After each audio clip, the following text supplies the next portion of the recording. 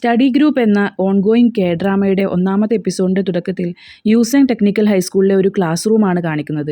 Teacher class എടുക്കുന്നുണ്ടെങ്കിലും ഒരു വിദ്യാർത്ഥി ഒഴികെ ബാക്കി എല്ലാവരും ഉറങ്ങുകയാണ്. അവൻ ടീച്ചർ പറയുന്നതൊക്കെ വളരെ ശ്രദ്ധിച്ച് എല്ലാം നോട്ട് എഴുതിയെടുക്കുന്നതാണ് കാണിക്കുന്നത്. അവനാണ് നമ്മുടെ ഈ കഥയിലെ മെയിൻ കഥാപാത്രം. പേര് യുഗാമിൻ. അവൻ തന്നെ സ്വയം പരിചയപ്പെടുത്തിക്കൊണ്ട് പറയുന്നു, ഇതെല്ലാം കണ്ടിട്ട് ഞാനൊരു പഠിക്കാത്ത സ്റ്റുഡൻ്റ് ആണെന്ന് പറഞ്ഞിട്ടുണ്ടെങ്കിൽ നിങ്ങൾ വിശ്വസിക്കുമോ? എന്നാൽ അത് സത്യമാണ്. ഈ ക്ലാസ്സിലെ ഏറ്റവും ലോവസ്റ്റ് റാങ്ക് എനിക്കാണുള്ളത്. പിന്നീട് കാണിക്കുന്നത് അവൻ്റെ ചെറുപ്പകാലമാണ്. സ്കൂളിൽ നിന്ന് വന്ന ഉടനെ അമ്മയോട് എന്നെ ഒരു ട്യൂഷൻ സെൻറ്ററിൽ ചേർക്കണമെന്ന് ആവശ്യപ്പെടുകയാണ് അവൻ. അങ്ങനെ അക്കാഡമിയിലൊക്കെ ചേർക്കുന്നുണ്ടെങ്കിലും ടെസ്റ്റിൻ്റെ റിസൾട്ട് വരുമ്പോൾ ലോ റാങ്ക് തന്നെയാണ് അവന് ലഭിക്കുന്നത്. അവൻ പല രീതിയിലും കഷ്ടപ്പെട്ട് ഊണും ഉറക്കവും ഒഴിച്ച് പഠിക്കുന്നുണ്ടെങ്കിലും റിസൾട്ട് കിട്ടാത്തത് കൊണ്ട് തനിക്കൊരു ട്യൂട്ടറിനെ വേണമെന്ന് ആവശ്യപ്പെടുന്നുണ്ട് അമ്മയോട്. ട്യൂട്ടർ പഠിപ്പിച്ചിട്ടും അവൻ്റെ കാര്യത്തിൽ ഒരു ഫലവും ഉണ്ടാകുന്നില്ല. അപ്പോഴും ലോവസ്റ്റ് റാങ്ക് തന്നെയാണ് അവന് ലഭിക്കുന്നത്. പിന്നീട് ഒരു ദിവസം അവൻ്റെ സ്കൂളിലെ 2 കുട്ടികൾ സംസാരിക്കുന്നത് അവൻ കേൾക്കുകയുണ്ടായി. നീ കോളേജിൽ പോകാൻ ആഗ്രഹിക്കുന്നുണ്ടെങ്കിൽ ആദ്യം യൂസെങ് ഹൈസ്കൂൾ പോയി തന്നെ പഠിക്കണം എന്നൊരു കുട്ടി പറയുമ്പോൾ മറ്റൊരു കുട്ടി മറുപടി പറയുന്നുണ്ട്, അതിലും നല്ലത് ഞാൻ മരിക്കുന്നതാണ് എന്ന്. എന്നാൽ ആ കുട്ടി മറുപടി പറഞ്ഞത് ഗാമിൻ ശ്രദ്ധിച്ചിട്ടുണ്ടായിരുന്നില്ല. അങ്ങനെയാണ് ഗാമിൻ യൂസെങ് ഹൈസ്കൂളിൽ ജോയിൻ ചെയ്യുന്നത്. എന്നാൽ അവൻ എക്സ്പെക്റ്റ് ചെയ്തതിൻ്റെ നേരെ ഓപ്പോസിറ്റ് കാര്യങ്ങളാണ് ആ സ്കൂളിൽ നടന്നുകൊണ്ടിരിക്കുന്നത്.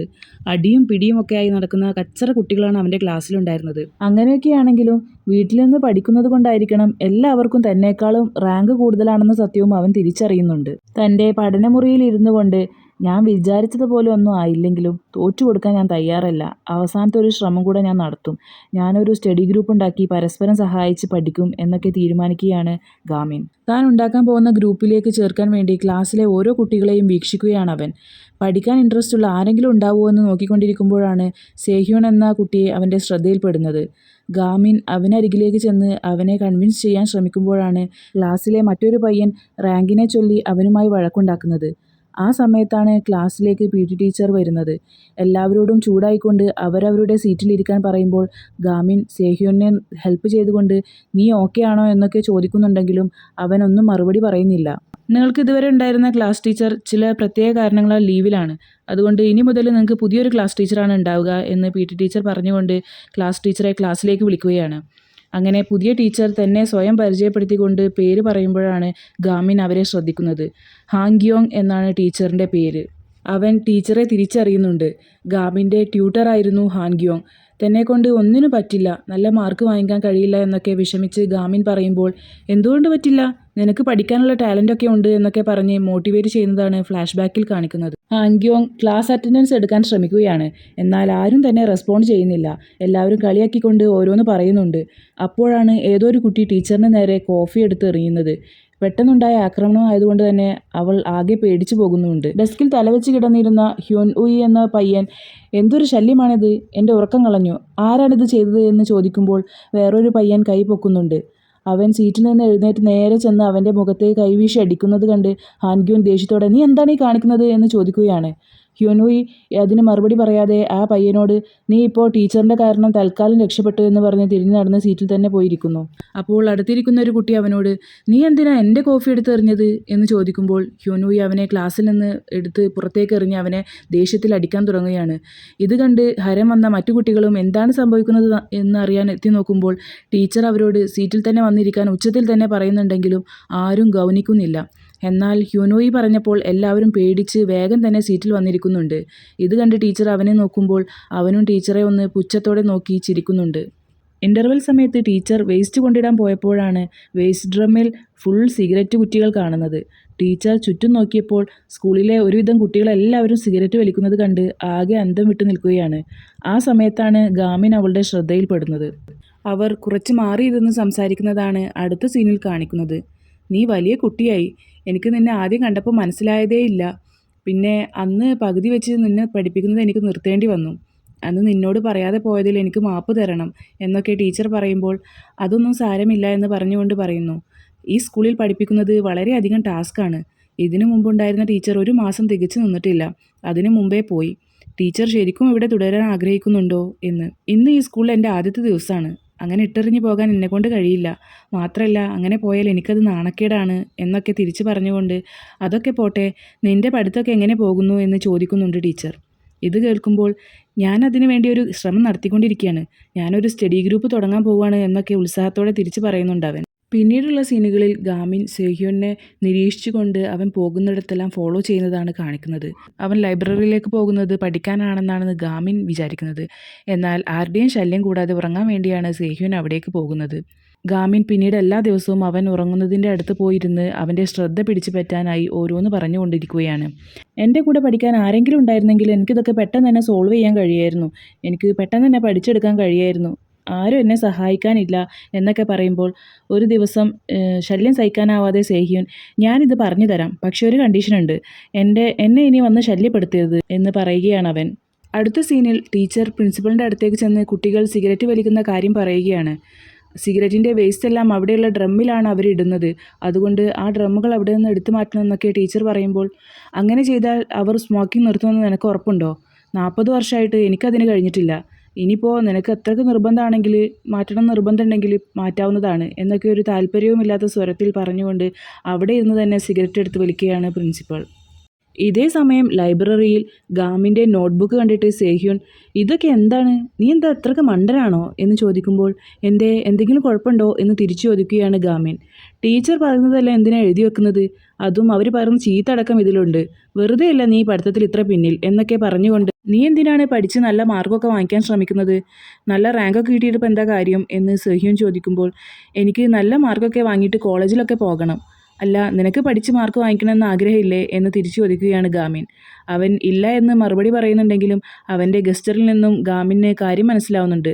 എനിക്കറിയാം നിനക്കും പഠിക്കണമെന്ന് ആഗ്രഹമുണ്ട്, നമുക്കൊരു കാര്യം ചെയ്യാം, ഒരു സ്റ്റഡി ഗ്രൂപ്പ് ഉണ്ടാക്കാം എന്ന് ഗാമിൻ പറയുമ്പോൾ, നിനക്കെന്താ ഭ്രാന്താണോ, ഈ സ്കൂളിൽ അതൊന്നും നടക്കാൻ പോകുന്നില്ല, നിനക്ക് തോന്നുന്നുണ്ടോ ഹാൻവൂൾ അതിന് പെർമിഷൻ തരുമെന്ന് എന്ന് തിരിച്ചു ചോദിക്കുകയാണ് സേഹ്യോൻ. കാര്യം പിടികിട്ടാതെ ഈ ഹാൻവൂൾ ആരാ എന്ന് ഗാമിൻ ചോദിക്കുമ്പോൾ സേഹ്യോൻ ഒരു ആപ്പ് കാണിച്ചു കൊടുത്തുകൊണ്ട് പറയുന്നു, ഇത് ഹാൻവൂൾ ഉണ്ടാക്കിയ റാങ്കിങ് ആപ്പാണ്, അവൻ ഈ സ്ഥലത്ത് ഏതൊരു വലിയ ഗാങ്സ്റ്ററിൻ്റെ മകനാണ്, ഹാൻവൂൾ സ്കൂളിലെ ഏറ്റവും 1-ാം സ്ഥാനത്താണുള്ളത് എന്നൊക്കെ പറഞ്ഞു കൊടുക്കുകയാണ് സേഹ്യോൻ. അതിനെന്താ, അതും നമ്മുടെ പഠിത്തവുമായിട്ട് എന്താ ബന്ധം, നമുക്കെന്തായാലും സ്റ്റഡി ഗ്രൂപ്പ് ഉണ്ടാക്കാം, എന്നിട്ട് കോളേജിലൊക്കെ ഒരുമിച്ച് പോകാം എന്ന് മറുപടി പറയുകയാണ് ഗാമിൻ. നീ എന്തെങ്കിലുമൊക്കെ ചെയ്യ്, പക്ഷേ എന്നെ വിട്ടേക്ക്, ഞാനിതിനൊന്നും ഇല്ല എന്ന് സേഹ്യോൻ മറുപടി പറയുമ്പോൾ സേഹ്യോൻ്റെ റാങ്ക് ലിസ്റ്റിൻ്റെ പേപ്പർ എടുത്ത് അവന് നേരെ നീട്ടുകയാണ് ഗാമിൻ. റാങ്കിൽ 2-ാം സ്ഥാനമാണ് അവനുള്ളത്. സേഹ്യോൻ അത് തട്ടിപ്പറിച്ചെടുത്ത് പരിഭ്രാന്തിയോടെ കീറിക്കളഞ്ഞുകൊണ്ട്, എനിക്കൊരു ഗ്രൂപ്പും വേണ്ട, എൻ്റെ മുന്നിൽ നിന്ന് പോകാനല്ലേ പറഞ്ഞത് എന്ന് ഉറക്കെ ചൂടായിക്കൊണ്ട് അവിടെ നിന്നും പോവുകയാണ് സേഹ്യോൻ. അക്കാഡമിക് എക്സലൻസ് അവാർഡ് സ്വീകരിക്കാനായി സ്റ്റേജിലേക്ക് പോകുന്ന ഹാൻവൂളിനെയാണ് അടുത്ത സീനിൽ കാണിക്കുന്നത്. എന്തോന്ന് മറച്ചു വെക്കുന്നത് പോലെയാണ് സേഹ്യോൻ ഹാൻവൂളിനെ നോക്കുന്നത്. ഗാമിനാവട്ടെ ഒന്നും മനസ്സിലാവാതെ ഹാൻവൂളിനെ നോക്കുന്ന സേഹ്യോനെയാണ് നോക്കിക്കൊണ്ടിരിക്കുന്നത്. വാഷ്റൂമിൽ സേഹ്യോൻ തൻ്റെ മുഖം കഴുകിക്കൊണ്ടിരിക്കുന്ന സമയത്താണ് ആരോ അവനെ വന്ന് തട്ടുന്നത്. ഗാമിനാണെന്ന് കരുതി അവൻ ഒച്ചയെടുത്ത്, നിന്നോടല്ലേ എന്നെ വെറുതെ വിടാൻ പറഞ്ഞത് എന്ന് പറഞ്ഞ് തിരിഞ്ഞു നോക്കുമ്പോൾ അത് ഹ്യോൻവൂയി ആയിരുന്നു. വേറെ ആരോ ആണെന്ന് കരുതിയിട്ടാണ് ശബ്ദമുയർത്തിയത്, ക്ഷമിക്കണമെന്ന് സേഹ്യോൻ പറയുന്നുണ്ടെങ്കിലും ഹ്യോൻവൂയി അതൊന്നും കേൾക്കാൻ തയ്യാറാവാതെ അവനെ അടിക്കാൻ തുടങ്ങുന്നുണ്ട്. കൂടാതെ നഷ്ടപരിഹാരമായി ക്യാഷും ആവശ്യപ്പെടുമ്പോൾ എൻ്റെ കയ്യിൽ ഒന്നുമില്ല എന്ന് കരഞ്ഞുകൊണ്ടവൻ മറുപടി പറയുന്നുണ്ടെങ്കിലും അവനത് കേൾക്കാൻ തയ്യാറാവാതെ അടിച്ചുകൊണ്ടിരിക്കുകയാണ്. ഇതേ സമയം ടീച്ചർ ഡ്രമ്മുകളെല്ലാം എടുത്ത് വേറൊരു സ്ഥലത്തേക്ക് മാറ്റിക്കൊണ്ടിരിക്കുകയാണ്. അപ്പോഴാണ് എന്തോ ഒരു ശബ്ദം കേൾക്കുന്നത്. ടീച്ചർ വേഗം അങ്ങോട്ട് ചെന്ന് നോക്കുമ്പോൾ ഹ്യൂൻവൂയും ഗാങ്ങും സേഹ്യോനെ ബുള്ളി ചെയ്യുന്നത് കാണുകയാണ്. ടീച്ചർ സഹായത്തിനായി മറ്റുള്ളവരെ വിളിക്കുന്നുണ്ടെങ്കിലും ആരും തന്നെ സഹായിക്കാൻ തയ്യാറാവുന്നില്ല. ടീച്ചർ ധൈര്യം സംഭരിച്ച് അവരുടെ അടുത്തേക്ക് ചെല്ലാൻ നിൽക്കുമ്പോൾ ഗാമിൻ തടഞ്ഞുകൊണ്ട് പറയുന്നു, ഇത് ഞാൻ നോക്കിക്കോളാം, ഞാൻ അവനെയും കൊണ്ട് തിരിച്ചു വരാം എന്ന്. ഗാമിൻ മാസ്ക് ധരിച്ച് ഗോഡൗണിൻ്റെ വാതിൽ ചവിട്ടി തുറന്ന് എക്സ്റ്റിങ്ക്വിഷർ യൂസ് ചെയ്ത് സേഹ്യോനെ അവിടെ നിന്ന് രക്ഷപ്പെടുത്തി പുറത്തു കൊണ്ടുവന്നുകൊണ്ട് ചോദിക്കുന്നു, നീ ഓക്കെ അല്ലേ, നിനക്ക് കാര്യമായിട്ടൊന്നും പറ്റിയിട്ടില്ലല്ലോ എന്ന്.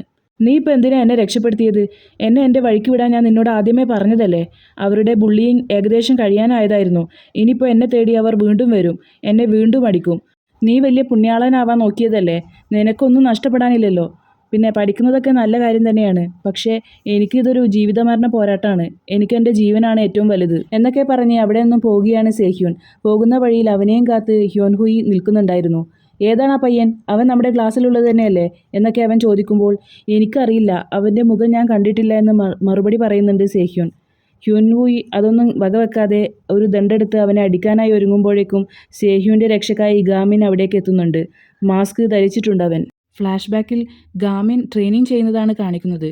ആരോ അവനെ മോട്ടിവേറ്റ് ചെയ്യുന്നത് പോലെ, നിനക്ക് എന്നെ പോലെ മാർഷൽ ആർട്ടിലാണ് നല്ല കഴിവുള്ളത്, പഠിത്തത്തിൽ മാത്രം ഫോക്കസ് ചെയ്യാതെ എൻ്റെ കൂടെ ട്രെയിനിങ് ചെയ്യൂ എന്ന് പറയുന്നുണ്ട്. ദേഷ്യം വന്ന ഹ്യുൻഹുയി തിരിച്ചടിക്കാൻ നിൽക്കുമ്പോഴേക്കും ഗാമിൻ ഒറ്റ ഇടികൊണ്ട് തന്നെ അവനെ നിലത്തിടുന്നുണ്ട്. ബോധം പോയി നിലത്ത് കിടക്കുന്ന ഹ്യുൻഹുയിനെ മരിച്ചിട്ടില്ലല്ലോ എന്നൊക്കെ ചെക്ക് ചെയ്ത് സേഹ്യുനോട് ചോദിക്കുന്നു. നീ ഓക്കെ അല്ലേ? ഒന്നും പറ്റിയിട്ടില്ലല്ലോ? നീ എൻ്റെ സ്റ്റഡി ഗ്രൂപ്പിൽ വാ, ബാക്കിയുള്ളതൊക്കെ ഞാൻ നോക്കിക്കോളാം. നിങ്ങളെയൊക്കെ പ്രൊട്ടക്റ്റ് ചെയ്യാനുള്ള കഴിവ് എനിക്കുണ്ട്. എന്നാൽ സേഹ്യുൻ സമ്മതിക്കുന്നില്ല. നിനക്കിതിനൊന്നുമുള്ള ധൈര്യമില്ല. നീ ഒരു ഭീരുവാണ്. നീ മാസ്ക് ഇട്ടിട്ടുള്ളത് തന്നെ മറ്റുള്ളവർ നിന്നെ തിരിച്ചറിയാതിരിക്കാനല്ലേ എന്നൊക്കെ ചോദിച്ചുകൊണ്ട് വീട്ടിലേക്ക് പോവുകയാണ് അവൻ. വീട്ടിലെ സീനാണ് പിന്നീട് കാണിക്കുന്നത്. മുഴുകുടിയനായ അച്ഛനുമൊത്ത് ഭക്ഷണം കഴിക്കുകയാണവൻ. നീ ഈ പഠിത്തമൊക്കെ നിർത്തി വെൽഡിങ്ങിൻ്റെ പണി പഠിക്ക്. കോളേജിലൊന്നും പോയിട്ട് ഒരു കാര്യമില്ല. നിന്നെപ്പോലുള്ള ചെറുപ്പം ചെക്കന്മാരാണ് ഇപ്പോൾ വെൽഡിംഗ് ഒക്കെ പഠിക്കുന്നത് എന്നൊക്കെ പറഞ്ഞ് അച്ഛൻ വഴക്ക് പറയുമ്പോൾ സേഹ്യുൻ ആദ്യം സമ്മതിക്കുന്നില്ലെങ്കിലും പിന്നീട് സമ്മതിക്കുന്നുണ്ട്. വീടിൻ്റെ പുറത്തിരിക്കുന്ന സേഹ്യുൻ കച്ചറയിൽ കിടക്കുന്ന തൻ്റെ നോട്ട്സ് എല്ലാം നോക്കി വിഷമത്തോടെ നോക്കുന്നതാണ് അടുത്ത സീനിൽ കാണിക്കുന്നത്. ഇതേ സമയം ഗാമിനാവട്ടെ സേഹ്യുൻ സോൾവ് ചെയ്ത പ്രോബ്ലം നോക്കിക്കൊണ്ട് കിടക്കുകയാണ്. ഫ്ലാഷ് ബാക്കിലൂടെ ഗാമിൻ്റെ അമ്മയും ഫ്രണ്ടും മക്കളുടെ പഠിത്തത്തെക്കുറിച്ച് ചർച്ച ചെയ്യുന്നത് കാണുന്ന ഗാമിനെയാണ് കാണിക്കുന്നത്.